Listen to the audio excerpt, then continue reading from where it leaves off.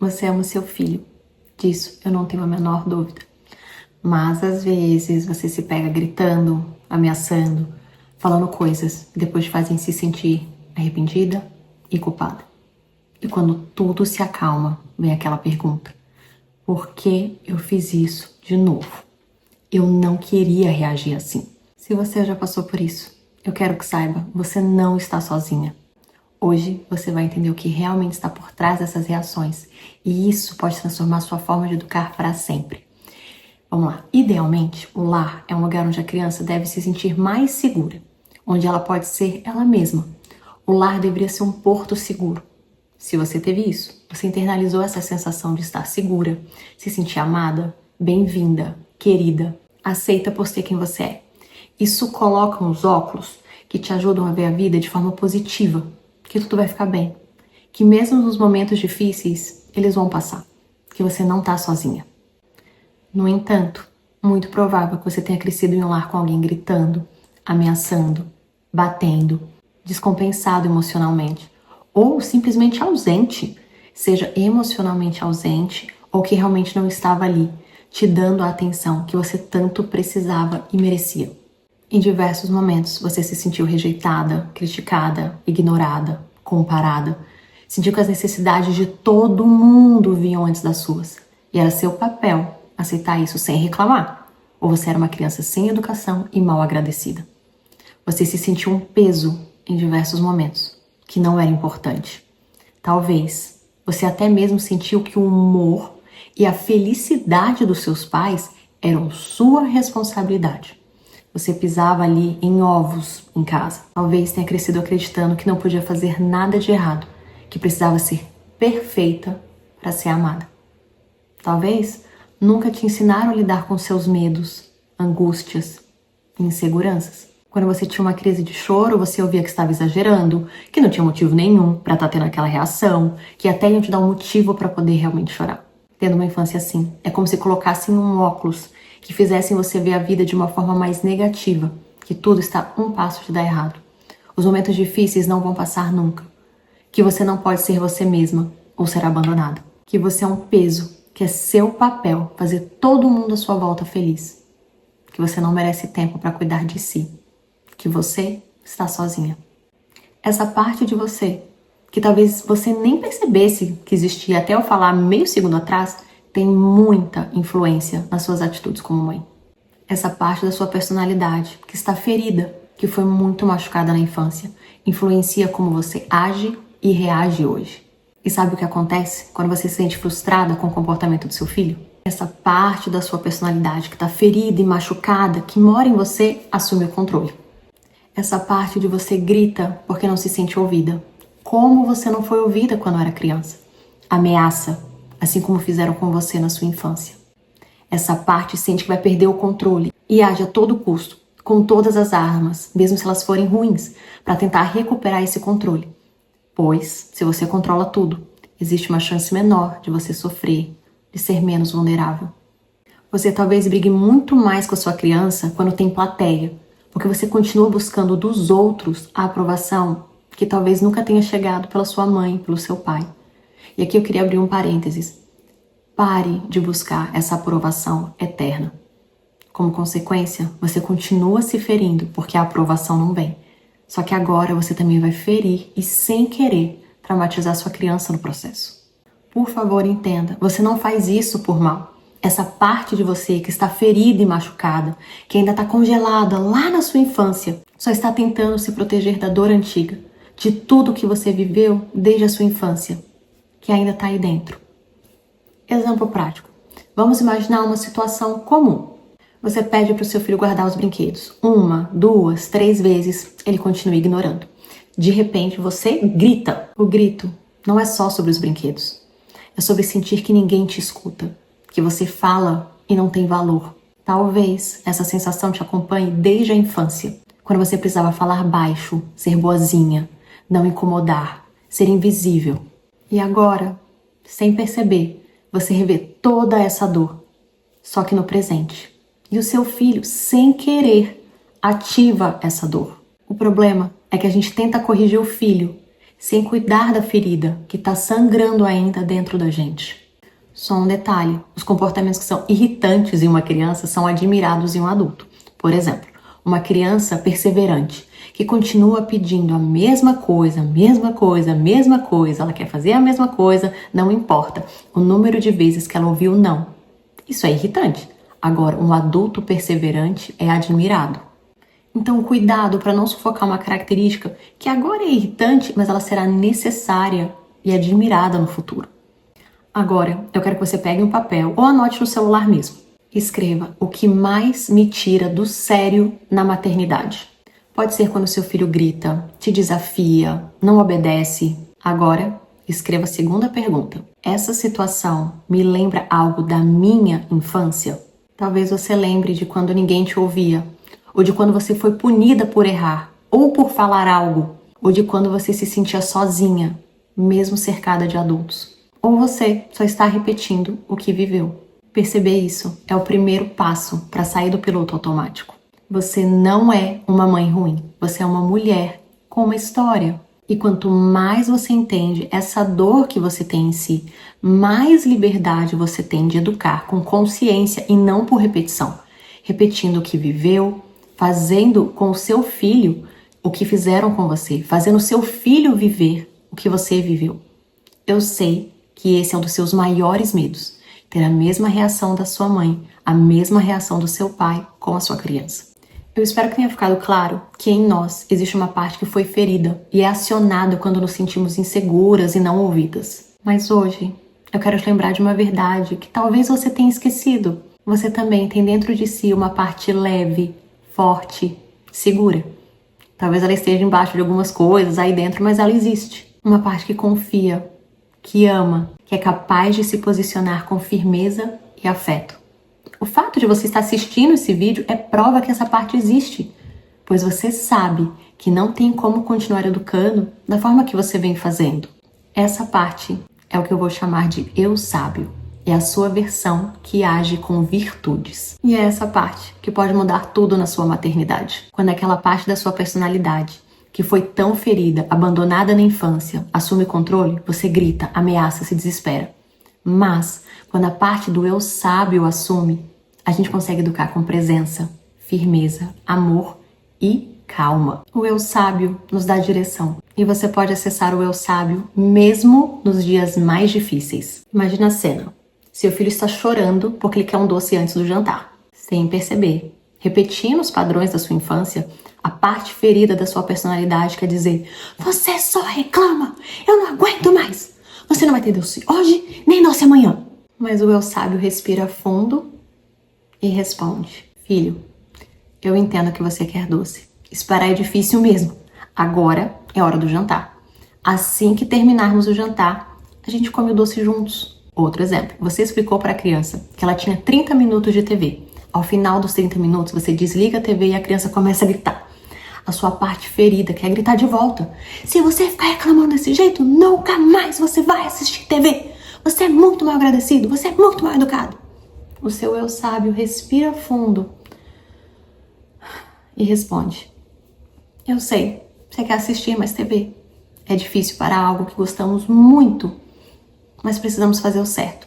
Acabou o tempo de TV por hoje. Amanhã você pode assistir mais. Você quer um abraço para se acalmar? Ou você quer ir brincar de algo?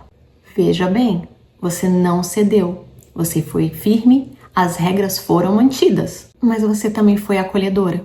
Isso é educar da forma correta. Sem gritar, sem ameaçar, sem bater. Porém, mantendo as regras. Independentemente da reação da criança. Parece impossível? Não é. Parece que não vai funcionar na sua casa? Mas vai funcionar. Agora, vamos fortalecer essa parte boa que já existe em você, o eu sábio. Feche os olhos por um instante. E lembre de um momento da sua vida em que você se sentiu amada, valorizada, segura. Pode ter sido um abraço, uma palavra, um olhar. Respire fundo e volte a esse lugar. Agora pense, como você falaria com seu filho a partir desse lugar? Seria bem diferente, né? Escreva uma frase que você queira lembrar nos momentos difíceis. Algo que te lembre de quem você quer ser, o tipo de mãe que você quer ser, e eu tenho certeza que você vai conseguir ser. Exemplo de frases: meu filho precisa de mim calma, não perfeita. Eu posso ser firme e doce ao mesmo tempo. Se eu quero que meu filho tenha uma reação madura, eu preciso ter uma reação madura. Meu filho é só uma criança que ainda não sabe controlar os próprios sentimentos. Meu filho não é meu pai, não é minha mãe. Meu filho precisa de mim, na minha melhor versão, agora. Ter sido ferida na infância pode ter marcado a sua história, mas isso não precisa escrever o seu futuro. Você tem dentro de si tudo que você precisa para criar seu filho com leveza, firmeza e amor. Eu quero te falar um pouquinho mais sobre o comportamento da sua criança. Você já percebeu que, às vezes, o comportamento do seu filho parece um ataque pessoal? Como se ele fizesse de propósito para te tirar do sério? Mas a verdade é, o seu filho não está contra você. Ele não acordou pensando conscientemente: o que eu posso fazer hoje para relembrar minha mãe dos traumas de infância e deixá-la completamente descompensada e fora de si? O seu filho só está tentando lidar com o mundo. E o que parece ele te desafiando é, muitas vezes, um pedido de ajuda disfarçado. Ele precisa de ajuda para lidar com os medos e inseguranças dele. E eu quero te mostrar como reagir menos e agir mais a partir do eu sabe. Porque é aí que mora a verdadeira autoridade. Ok, vamos pensar no seguinte exemplo. Uma criança está gritando, chorando, desobedecendo.